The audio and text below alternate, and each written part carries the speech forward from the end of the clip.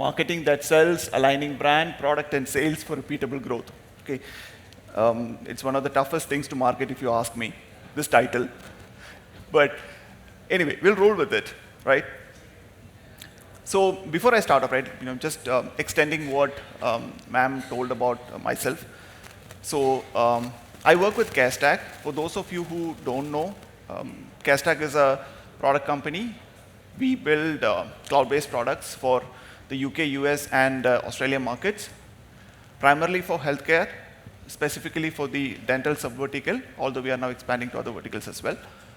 Our flagship product is a cloud-based practice management platform for dental businesses in all of these markets.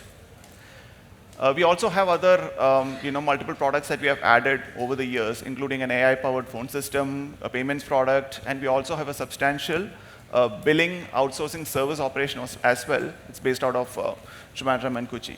So all in all, across all our offices across the world, we have close to 1,300 people currently working for us. And considering the fact that we started all of this with 10 people from an office at Pattam in 2015, right? We are very proud of what we have achieved. We consider ourselves as a homegrown company from Kerala, and we are really proud about it. Okay, so that's a bit about CareStack. It is also a marketing plug. So if anybody wants to work with CareStack, please reach out to us. So keeping that aside, so my name is Jay. I have been with CareStack for more than 10 years, part of the founding team. I led the product from zero to the first 1,000 sales. And then I've been having a horizontal function, taking care of demand generation and support for demand generation across all the markets and all the products that we sell.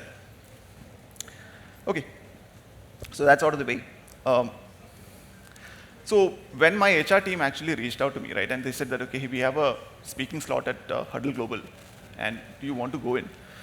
And I was initially like, okay, should I go there? Not because Huddle Global is a bad event or anything. Huddle it's fantastic. I don't think there is anywhere else in the world that you can actually be 100 meters away from the beach and be talking about marketing and everything else under the sun, right?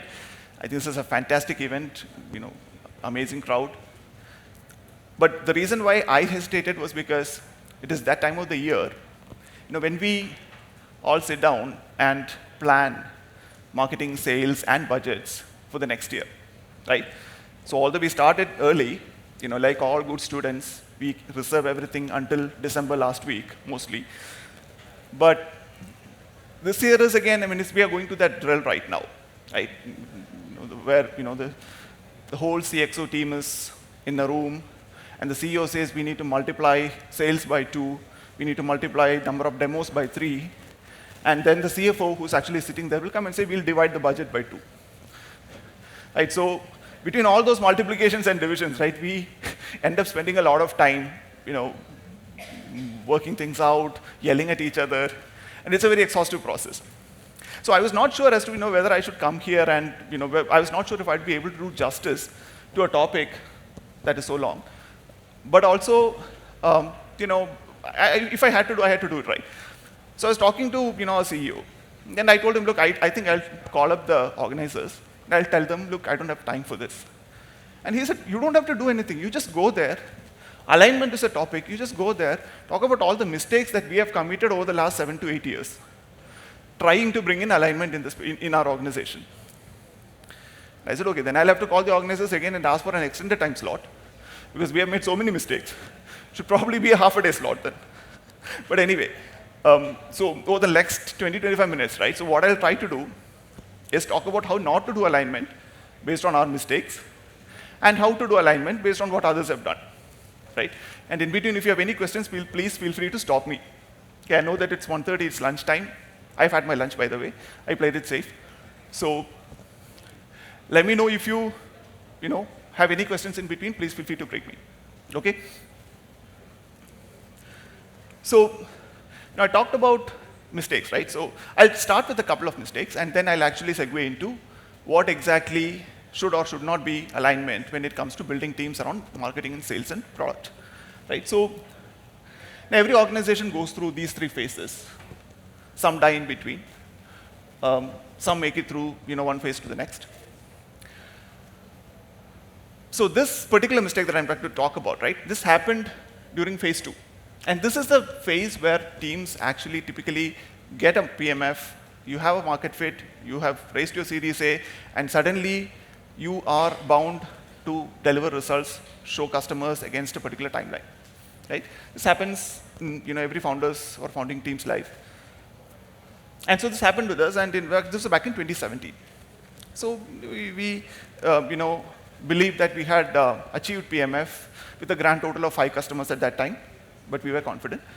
What happened is that we raised money and said, okay, now we need to structure the sales process. We need to bring predictability. We need to show repeatable success, everything that is there in the title, right?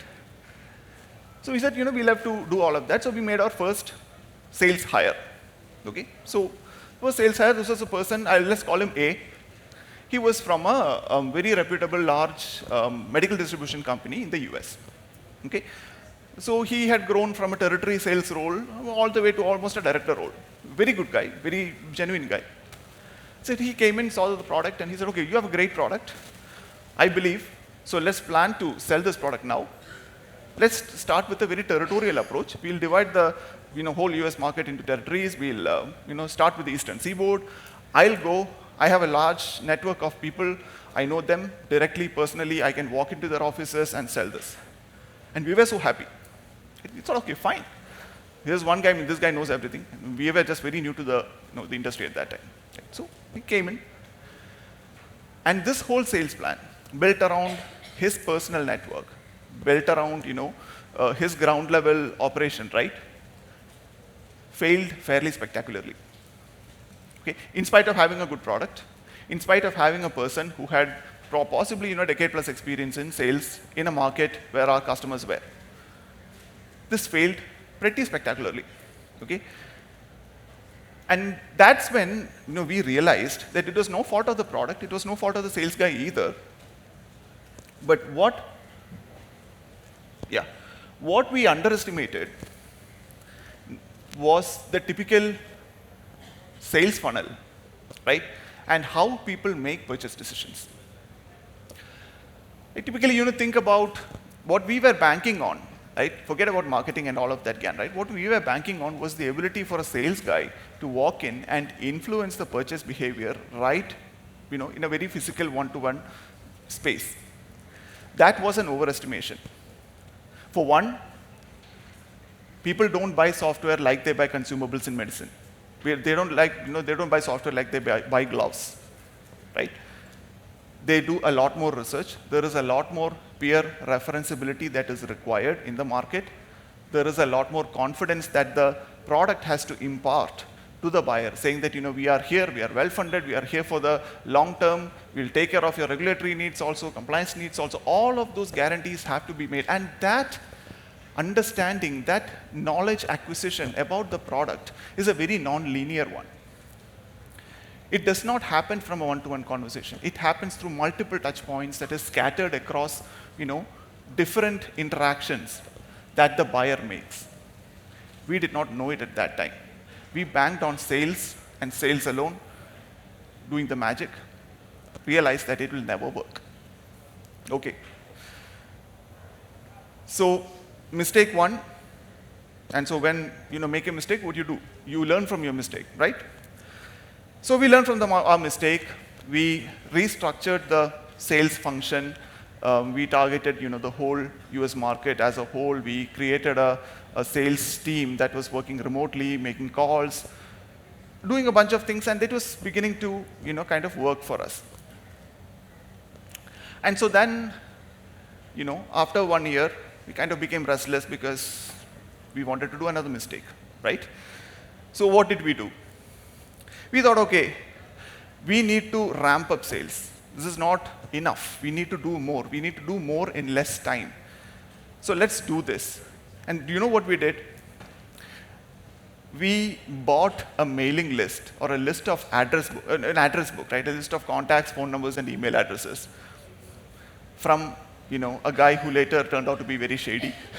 But we got it from him, and we uploaded that entire list of 150,000 contacts into our CRM.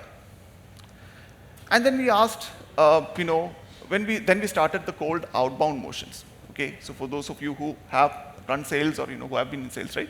Cold outbound motions, you hit people with cold emails. You just call them in their phone numbers at their offices, try to get connection, and get to set them up for a demo with the product, right? So we started all of that, and then what happened is that because this was a brute force activity, right? We had people sitting and doing this against a list of 150,000 dentists, which was our primary mailing list at that time, right? So we ended up getting a lot of leads. So our lead volume actually spiked. Okay, we were able to book demos. Okay? And on top of that, let me also add one more thing, right? To sweeten the deal, right? We promised a $50 Amazon gift card to anybody who would sign up for the demo. Okay, so what happened? The demo volume spiked. So for one thing, we uploaded an email list of 150,000 people without any diligence into our CRM system. Whether it is correct or not, nobody knows. And then we started calling all of those people and started offering them $50 if you sit through a demo of the application. So needless to say, you know where this is going, right? So we managed to do a number of mistakes together in this one. So one, we blew our marketing budget because we were giving out $50 Amazon budgets to, gift cards to anybody. Two, we managed to pollute our CRM system with junk data, 150,000 of which probably 50% were at least junk. And now all of that is in our CRM system, and after a couple of rounds of engagement, we don't know which ones to keep, which ones to remove. Okay, so CRM system is also polluted. And the third biggest one was this. We ended up wasting the sales people's time. Because everybody, people would sit through the demos. Why? There's a $50 gift card at the end of it. So they'll sit through the demos. Sales people would take the demos. But at the end of it, nothing was converting. Right? You're talking to them, they're nodding, yes, great product. At the end of it, where's my gift card? Got my gift card, bye-bye. So what happened there in reality was a fairly gross misalignment in the target KPIs between the sales function and the marketing function. Because if you independently evaluate, the marketing function did its job, right? They wanted demos, sales wanted to get in front of people. Marketing delivered, you are in front of people. Which people? You have to be in front of qualified people. How do you manage the qualification process? Good way to manage the qualification process is by setting that, you have to complete this many demos. How did marketing circumvent that? By giving a $50 gift card. Right? So, looking back, right, that misalignment by siloing out targets between functions without really bringing all of them together and work under a, common set of rules, common set of targets, right? That is what really did us during that term. Okay? So, this is what I said. The earlier one was our mistakes. This is what actual people say. 79% of marketing leads never convert to sales. And this is not just us. A lot of people keep making these mistakes. Content is, sporadic. People don't use content properly. The communication mishap is all of that.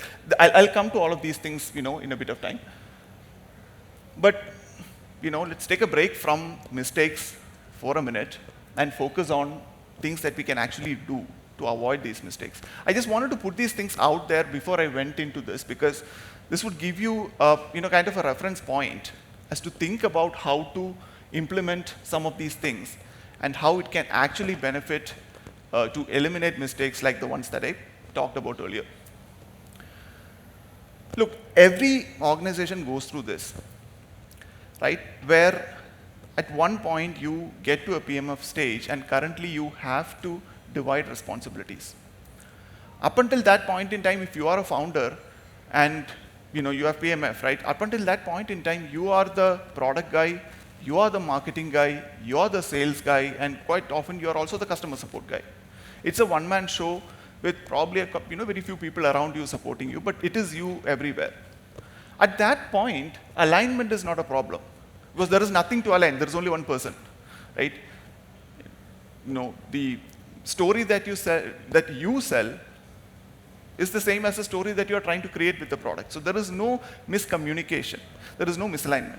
But the moment you start scaling, the moment division of labor and division of responsibilities happen between, let us say, somebody coming in, taking up a sales function and taking up ownership for, signing up customers, somebody coming in and taking up a storytelling function, which is the marketing function, right? And start, building all the collaterals and, weaving a thread of, multiple stories that together create the brand promise, right? The moment all of these things happen, you will start to see misalignment. It is only human that this happens, right? And as the founder, as the key person in the organization, it then becomes your responsibility to go top down and create processes, create a culture, design an organization that collectively achieves alignment between different teams, so that at the end of the day, your marketing team is talking about what your product team has built, and your sales team is talking about what the marketing team has promised, and the product team is taking in what the sales team is hearing from the market. Okay? It has to work like an orchestra, in perfect harmony, communicating with each other with the right notes, the right time, to actually have a flywheel effect. But it is easier said than done, which is why, as they say, most organizations don't have a product problem, they have a scaling problem. And this misalignment is a significant contributor to that scaling problem. So how can you put some rules in place, some guardrails in place, to ensure that as much as possible, you are able to create alignment between all of these people and all of these functions. Right? So the first is to have a unified messaging architecture. So what does that mean? It means your communication framework. Okay? If your product is standing for something, right, then that one thing has to be harped across every single asset that is out there, being handled by the marketing team, being handled by the sales teams, being handled, if you are running a B2B, then you would also end up, having a sizable, customer success and enterprise onboarding component as well in some point in time. They as well have to keep harping the same song. So the assets that you have to build for every single team inside your organization has to have the same language, and it has to all be structured around a same central promise, or multiple central promises, depending upon how you structure your organization. Your positioning statement, your narrative story arc, the tone in which you build the assets, all of this matters, right? And once you have set up that communication infrastructure, then it is time to actually go into the asset creation for every single team by extending that communication infrastructure. Okay? So everything that you do, again, has to be focused around that one central thing. You can create case studies, you can create testimonial videos, you can create sales decks specific to a particular industry or sub-vertical. All of that can be done, but it has to all have that same uniformity and linearity. I'll give you one example on how something can go wrong here. Okay? So for example, I had, my team manages the digital footprint for the products and services across all the geographies. So in one geography, we had a sales guy come to us and say, look, there is a competitor here. This competitor is attracting significant traffic to their website, and they have a lot of brand equity. We need to target them and make sure that we are present wherever they are present. Valid point. Okay. I said, fine, let me do a research. Then looked into it, and then I realized that they were attracting a lot of traffic. But that traffic was primarily generated by a keyword analysis and a keyword focus that was not related to their industry at all. They were selling, let's say, what we call a bot. They were selling a chat bot. And the traffic that they were attracting was all around phone systems. They didn't have a phone system.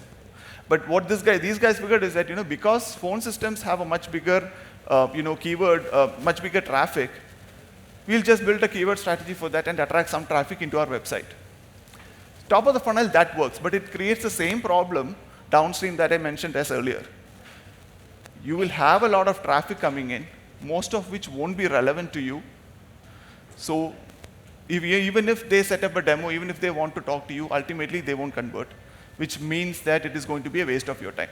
Now the question is, as a marketing guy, do you want to accept the request from the sales guys and build a strategy which will create this top of the funnel? Or do you want to be transparent, stand up and say, look, we can do this, but it will not work for you. It's better that you invest your time in doing something, less things which have more outcome, right? This is just one example of how things can go wrong if there is no alignment between teams. Okay? This is the next thing. So, and this involves your product. Again, as I said earlier, when you are scaling, up until the point that you are scaling, you, the CEO, the founder, is also, in most cases, the product guy. He is driving, the product evolution based on the feedback he gets from the market. Okay? But the moment you have a product guy come in and start taking feedback from, a sales guy who's working with a marketing guy separately, right? There will be misalignments. Okay, so really, the product, obviously, the product has to be driven by the customer. But it's not, but like the person who was here earlier, right? The customers don't answer questions directly. It depends upon, the kind of questions you ask, but many times your questions itself may be wrong. So the only way to, in many cases, the only way to circumvent that is by listening to the market as much as possible. Not even your customers, but your prospects, your potential, customers who are not even engaged with you at this time, right? You have to listen to them, and who will tell you about them? That'll be your sales team, or your marketing team, or whoever is very close to the ground. And the product has to take feedback from them. Many times, that does not happen because of all the biases that the previous speaker was talking about. Right? Asking the wrong questions, making a lot of wrong assumptions, the whole bunch. And when the product teams go with premonitions like that, right, inevitably you create, you end up doing mistakes. This is one place where we did a very big mistake as an organization. Again, it's back during 2019, I think 2018, 2019, when we created a completely new product and engineering team stateside. So we were ramping up in the United States at that time. And our early stage engineering team and product team were all here in India. And they did not have access to the US market, the US healthcare market, because they were halfway around the world. They did not have context.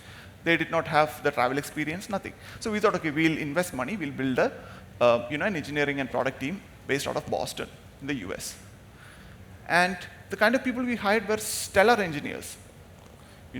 People who absolutely knew what they had to do to scale a basic product into something that can serve thousands of customers at any given point in time effortlessly. They knew it. But you know what happened? Within 8 months of hiring that team, we had to disband that team completely. Like, completely. Why? Because their conviction around what needed to be built in the product was so strong that it was very difficult to align them with the needs of the market, which came through via the sales and the customer-facing teams. A clear case of misalignment and a lack of ability to understand what the market wants. Their intentions were good. Again, absolutely no problems with their intentions. They wanted to build a system that was absolutely scalable and could serve customers in the long run. No questions asked. But where the mistake was in the alignment. Your sales team, the sales function, has to be able to take feedback from the ground in a very direct and transparent manner.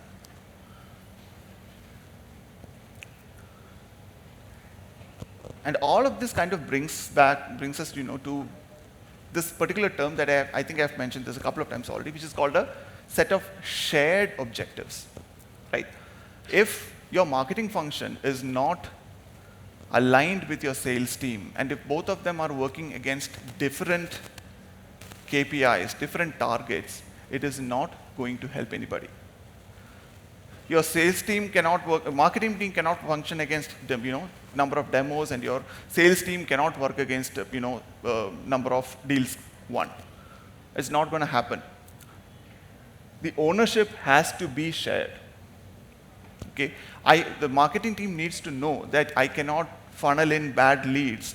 Even if they convert, downstream they'll get disillusioned with your product and will churn out. It's pretty sure.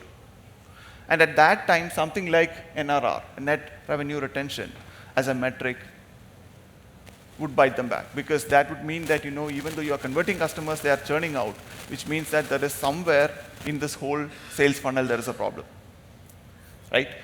So installing metrics that can be shared and has to be shared between marketing, between sales, and between product is a very important criteria while ensuring this transition into a scalable organization. And lastly, all of this, ultimately, you're dealing with people. And you have to get people to work with each other. There has to be a very, transparent and very, I wouldn't say ethical, but very transparent, very honest way for people to communicate with each other. And as a leader or as leaders, it's your responsibility to create processes, create rituals that will enforce these collaborations between team members. Okay?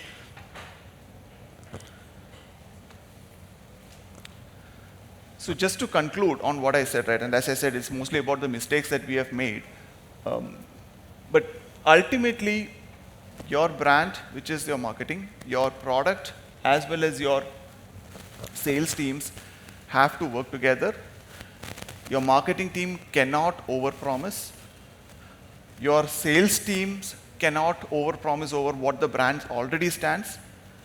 And your product team has to absolutely listen to everybody else while building the product that can be sold. Okay? There is no other way in which you can scale. Trust me when I say this, we have tried. We have tried every trick in the book to short circuit this, but some things you have to do it the painful way.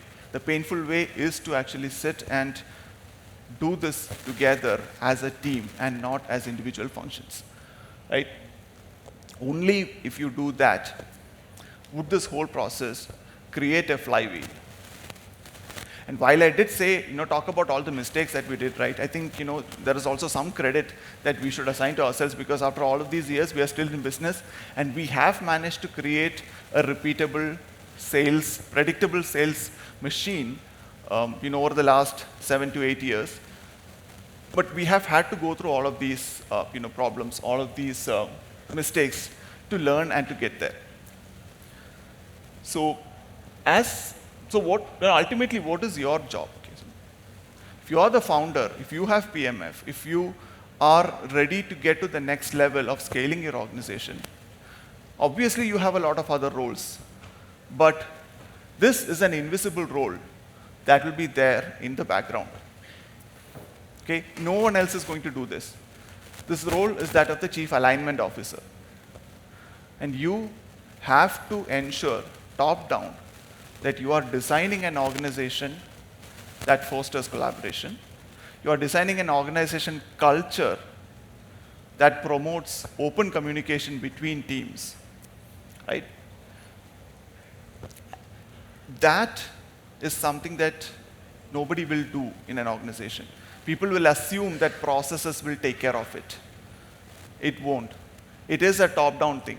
At least during a particular window of evolution of the organization, this is a top-down thing.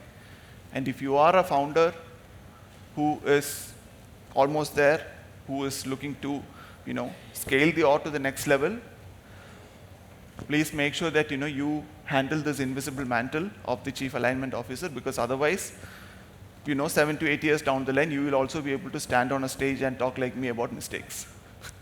Hopefully, if you survive. Right. So that's about it. That's all that I had, for